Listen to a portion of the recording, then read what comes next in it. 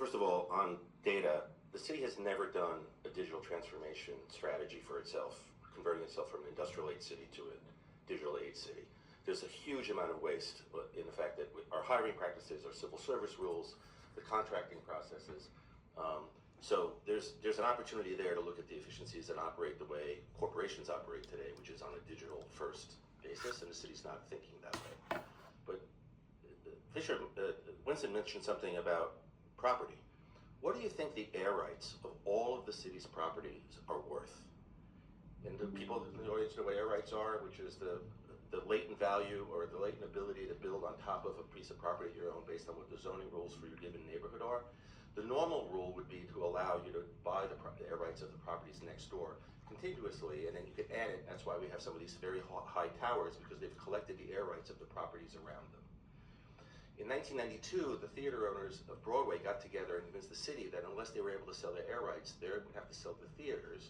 And so they created a special district that allowed the theater owners to basically sell their air rights to developers who then built bigger commercial buildings on the west side of Manhattan in the special district, increasing the tax base and also saving the theaters. The city, if you look at all the city property, the schools, the libraries, and added up all the air rights, just think about the air rights above the New York City Public Library. What are they worth? And imagine if they were used for low-income housing to generate revenue for additional tax base, but do it in a very prescribed and special way with the input of communities. We would unlock billions and billions of dollars.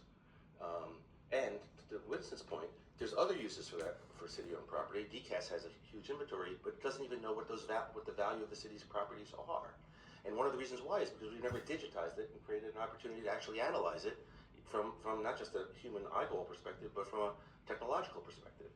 So part of the solution for the budget of the city of New York is to convert our city not from the industrial age, but to the information age.